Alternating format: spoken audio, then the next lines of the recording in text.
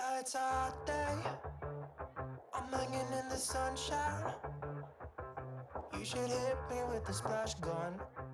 Guys, what's up? It's Melanie. Today we're going to work on this old Duncan 5 sofa. It was in pretty good shape, but it has a serious problem. Let's see what we can do with it.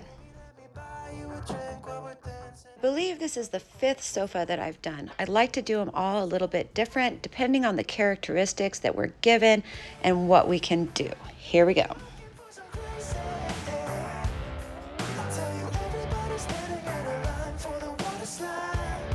Alright guys, so we have a problem here. Duncan 5 leg is broke off. Full disclosure, I have never done a repair like this, but I think I know how I'm going to do it, and hopefully it's going to work. As you can see, this leg is completely broken off, and not only is it broken, but it's actually missing some of its structure. So we're going to go over to a leg that's structurally sound and trace an outline of it. I'm going to have one of my friends cut it out with some hardwood. So here's what Thomas did for me. You can see this was my traced outline. And then I had him add this band up here that will go up under the sofa, hooked to the frame, which will give that leg the support. And then we're gonna get it on there. So I'm gonna place that leg up underneath there. I'm gonna add in some retention screws to the part that's hooked to the frame still and also to those legs. That way, when I add my Bondo in there, my Bondo has something to grab onto on either side.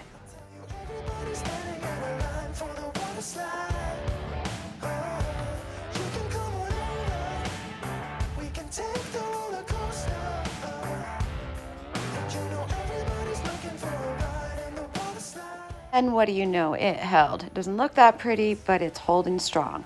I wouldn't trust it to hold by itself. So now we're gonna take some glue and use the hardwood leg that we had made. We're gonna screw that right up underneath behind it, and that will give it the support. So the weight of the sofa is actually on the new fake leg, not on the original leg.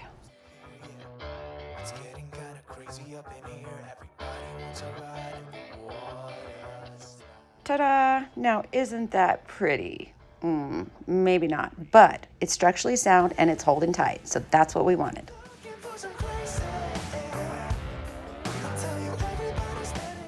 All right, have you ever demoed an old sofa before? Let me tell you, it is not for the weak. It is a commitment. Get in there and just do it. This sofa was actually kept in a garage, so it's not that bad, but it's very dusty, dirty. But I like that fabric. What do you guys think of that? It reminds me of that 70s show, even though I know this is a lot older than the 70s. But let's go ahead and get in there. We're going to use that little guy to get underneath and get all those nails off. This is a time-consuming project. Like I said, this is number 5 for me, I think, and I always wonder what on earth I got myself into. You should hit me with the splash gun so I cool down. Won't you come on over? We can party till the sun's down. I could just cut this fabric instead of trying to get it off in large pieces, but like I said, I really like it. Batting underneath was in surprisingly good shape. No stains, no smell, so we're definitely going to save that.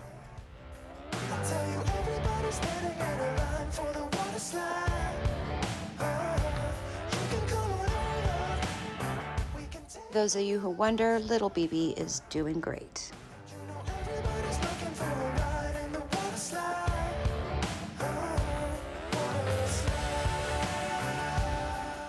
There's a few fun projects you can do with those old springs. If you make them rusty and good, you can put flowers in them, you can use them for all kinds of different stuff.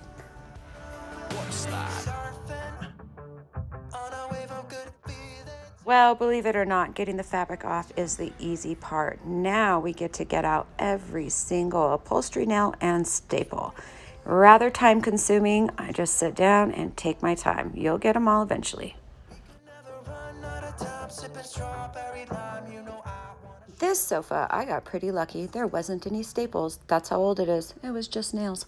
So let's go ahead and fill in all those nail holes with some wood putty. Now, to get the curvature on my wood to match the back of the sofa, what I'm going to do is take a piece of paper, fold it to the size of my wood. Now I'm going to hold it up and I'm going to use my finger and make a crease that goes right along that curve. That way, I know how it's going to fit on my wood. I'm going to take it to my wood and I'm going to use a pencil and I'm going to push kind of hard to make an indentation in my wood. That way I can see where the line is. I'm going to trace that line and then we'll take it over to the jigsaw and cut it out. Getting kinda crazy up in here. Everybody wants a ride in the water slide. 3, 4. If you're looking for some crazy, I'll tell you everybody's standing in a line for the water slide. You can come on over. We can take the roller coaster. Right, you can see that that fits pretty well. This sofa happens to be a mirror image, so it fits on that side too. So now for that piece, all I have to do is trace it and then cut it out. I'm gonna just keep going like that all the way across. Then I'm gonna do the sides. Each side needs to be done and the actual back of the sofa needs to be done also.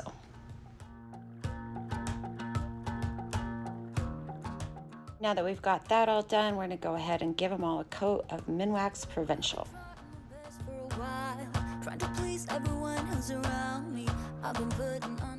Okay, let's go ahead and stain this entire frame.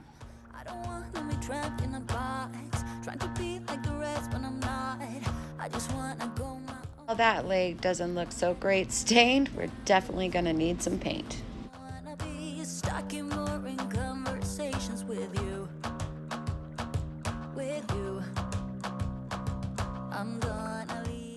All right, I'm gonna pull out my favorite white by Wise Owl. This is called Antique Villa. It's the perfect white. It's not too white, not too yellow, not too gray. And it's just a really nice, cool color. Let's go ahead and get that on there. Don't forget, you can find all your Iron Orchid designs, Wise Owl, and DIY products on my website at Windmill Vintage Designs. Let's take a fine sanding pad and just go back over this. Let's distress it and give that age right back to it. I'm gonna give this a coat of Wise Owl's clear wax that's gonna protect my finish for me and seal it.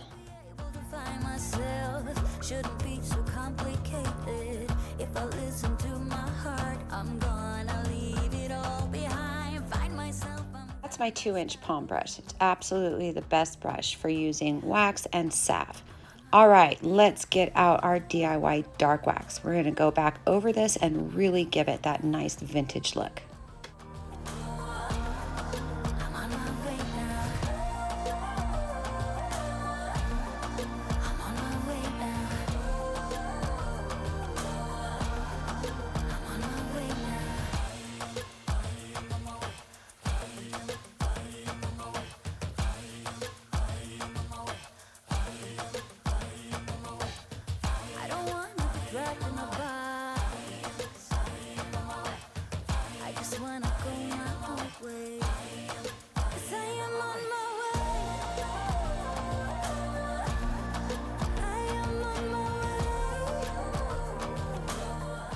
That we have that completely covered with our clear and dark wax. Let's go ahead and use some Gorilla wood glue and our brad gun and get all our boards on.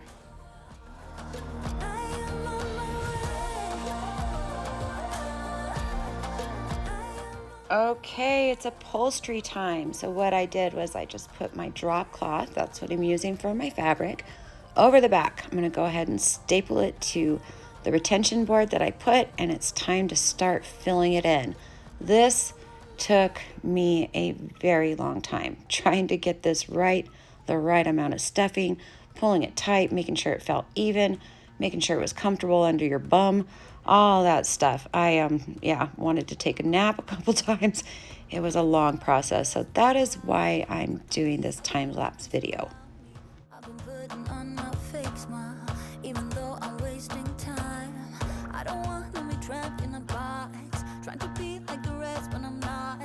I just wanna go my own way, gonna let the past burn down, cause honestly don't wanna be stuck in boring conversations with you.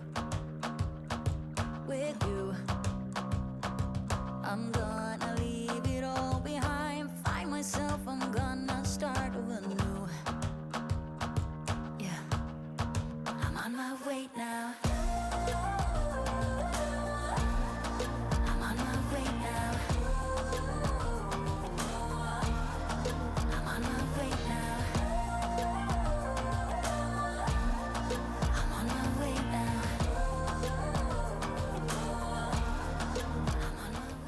Like we said before, all these sofas are different. The upholstery on the original was hooked this way. So I decided to kind of go with the flow of how this sofa was built. I was able to pull it down on the sides and pull it up underneath that frame. We'll cut off that excess and then we gotta cover it up. I could have put more wood on the sides here, but I decided a macrame wall hanger would be the best way to go. I made 2 of those, made small holes in my dowel. That way I could put screws in there and hook it on. I really love the way it came out. Tell me what you think.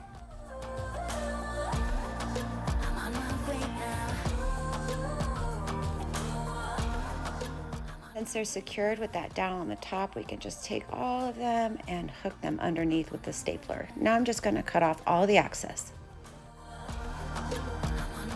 I don't know if you noticed before, but this jute webbing was torn and these springs were falling out. So I tied them back up in there real tight, and now it's time to put more of this on there to hold them in.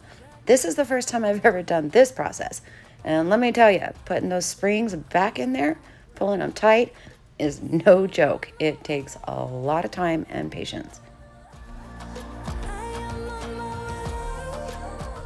Every time I learn to do something new, it may not be the right way, but it's my way. It seems to work, but I do have a newfound respect for every trade upholsterers. Man, that's hard work. You got to give these guys some credit.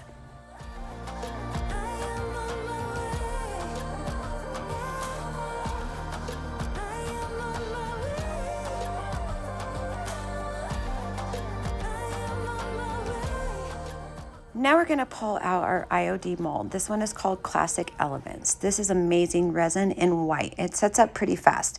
You mix 2 equal parts, mix it up till it's clear, and then it's time to pour it in. We want to watch it because it's going to go clear and it's going to start turning white. You can see it's like partial there. When it's all the way white, you can get it out of the mold and it's still bendable and flexible. I'm going to cut off the little ball at the end of this one.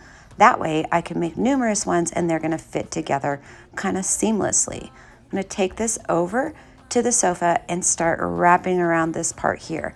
Being that it's still flexible, I'm able to mold it to any shape that I want it to be in. Let's go ahead and tape those down. That way they'll dry hard. I want these little guys to look like wood, look like they were on there. So I'm gonna use a coat of weathered wood over them. Then I'm going to go back in with Big Top. I'm going to seal that weathered wood on there. When I'm done with that, I'm going to go back in with Antique Villa and go over what I just did with the weathered wood and the Big Top. Now I'm able to wet distress these and it'll bring out the color underneath without hitting down to the clear and make it look like wood.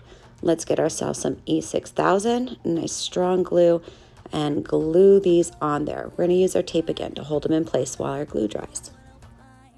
Went back over them with my clear and dark wax the way I did the whole sofa. All right, time to load this sucker up. My husband Hamish has got to help me. Let's get this in the truck and take it to the store.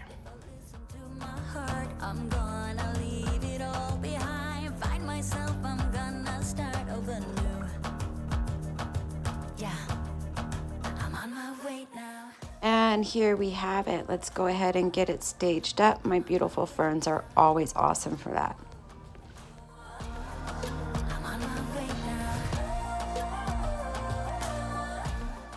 So that's it, we're all done. It was quite a bit of work, not gonna lie, but it turned out really awesome. It's very comfortable.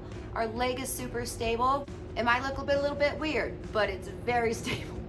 So, thank you guys for watching. Tell me what you think of this project in the comments below.